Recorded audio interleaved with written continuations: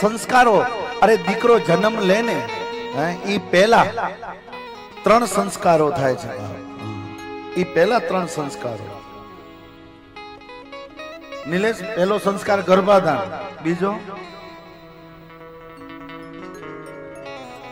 શ્રીમંત, ત્રીજો એના વચ્ચે પુંસવન સંસ્કાર, પુંસવન સંસ્કાર, અને પછી શ્રીમંત સંસ્કાર. આ દીકરો કે દીકરી જગતમાં પગ મૂકે ને પહેલા સંસ્કાર થાય. હવે તમે શ્રીમંત સંસ્કાર કરો છો, જેને તમે લોકો ખોડો ભર્યો કહેવાય. કોઈ 7મા મહિનામાં, કોઈ 8મા મહિનામાં ખોડો ભરો છો ને બધા. બધાને ખબર છે ને ખોડો ભરાય. પણ સંસ્કારો સાથે, વિધિ સાથે નથી ભરતા. આ ફોર્માલિટી કરવો છો. હા, એ ફોર્માલિટી હે. ખાલી ફોટા માટે લોકો ખેંચાવે કે બેબી આવશે, બેબીના સાવર ને બેબીના પાવર. બેબી મૂડમાં નથી, જિંદગીમાં મૂડમાં નહીં આવે. એ મૂડ વગરની જ રહેશે. એ જે બેબી કે બેબો જે આવે તમારો સંસ્કાર સાથે આવશે ને, તો એને બાબાના આશીર્વાદ મળશે. પછી બેબી ને બાબો નહીં થાય, બાબાના આશીર્વાદ વાળો, મહાદેવના આશીર્વાદ વાળો હશે. એક જ સંસ્કારની વાત કરી દઉં, મારો સનાતન બેઠું છે એટલે. સીમંત સંસ્કાર કરો એટલે 5-10 ફળ બેન જે હોય, જેને સારા દિવસો એના ખોડામાં આપણે આપી દઈએ એટલે કામ થઈ જાય પૂરું. यहां तक सीमित नहीं है. किसी विद्वान पंडितों को बुलाओ, ये पूरी विधि है, पूरी प्रक्रिया है.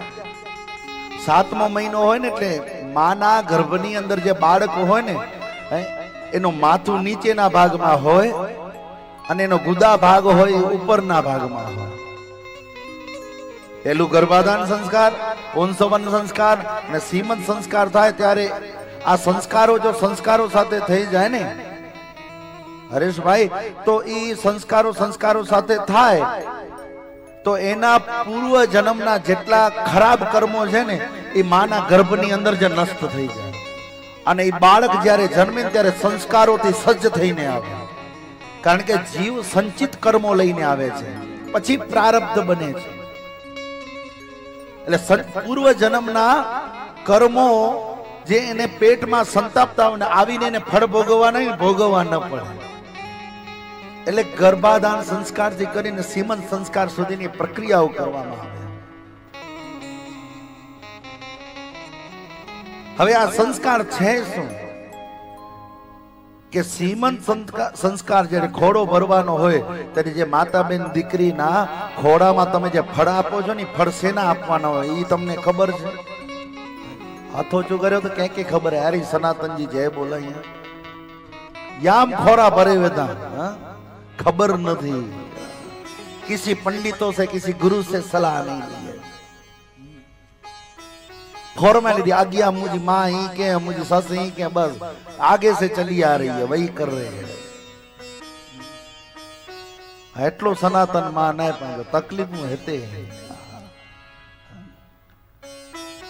એ ઉમરાના ફળ હોય, શેના હોય?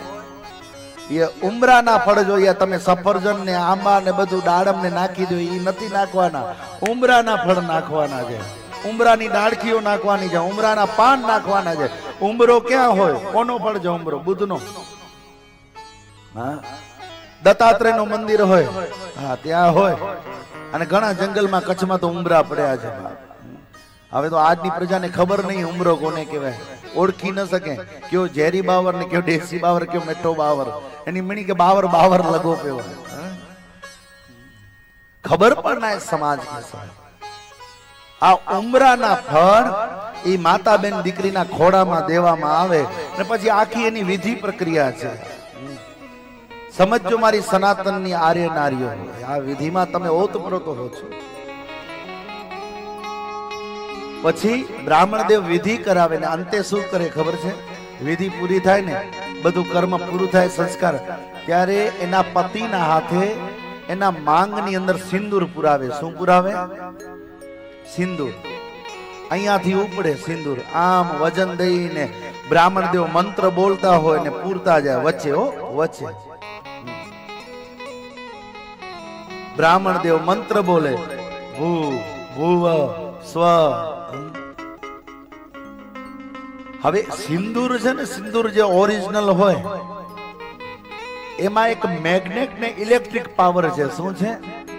હા, કદાચ વિજ્ઞાને પેલા સેલ આવતા, સેલ પાવર, એમાં જે પાછળ ભાગ લાગતો ને એ સિંદૂર રહેતો. આ મેગ્નેટ પાવર, એના પાવર થી લાઈટો ચાલુ થતી. ઇલેક્ટ્રિક પાવર જેને તમારી ભાષામાં. એટલે તો આપણી પેલા જેટલી મૂર્તિને ફળા હતા એને સિંદૂર લગાડતા, અને એ સિંદૂર પાછો આપણે અહીંયા મેગ્નેટ પાવર, ઇલેક્ટ્રિક પાવર. ખબર નથી શેના માટે સિંદૂર લગાડીએ છીએ, એની અંદર એ પાવર છે. 12 મહિને હાથ તો સિંદૂર વાળા કરો, આમ ઘસો તો ખબર પડે શરીરની અંદર ગરમી પ્રગટ થઈ જાય બહાર.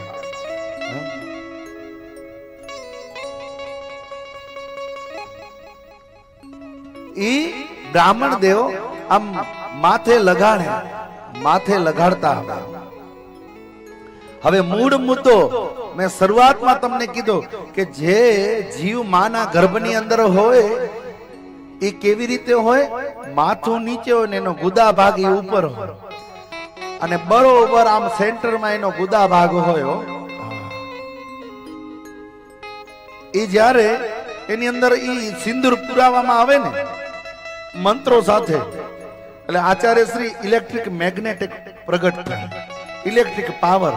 એટલે અહીંયા વચ્ચેથી અહીંયાથી મેગ્નેટ પાવર ઉપડે, જેનો ગુદા માર્ગ હોય ને એ ગુદા માર્ગેથી અંદર પ્રવેશ કરી જાય, અને જેટલા એના પૂર્વ જન્મના પાપો છે એને નિષ્કૃત કરી અને એ સંસ્કારોથી સજ્જ કરી દે, ને પછી જ્યારે જગતમાં આવે ત્યારે એ નિષ્પાપી બનીને આવે છે. આ વિધિ હતી. ये हमें पता ही नहीं है, कभी जानने की कोशिश ही नहीं की है हमने,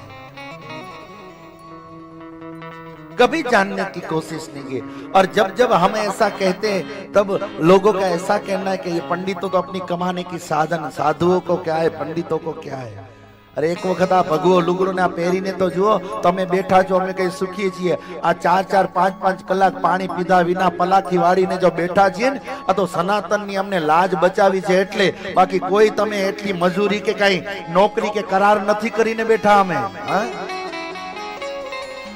આ તો સનાતન અમારું દેદીપ્યમાન થાય બાપ, સજ્જ થાય એના માટે આ કરી.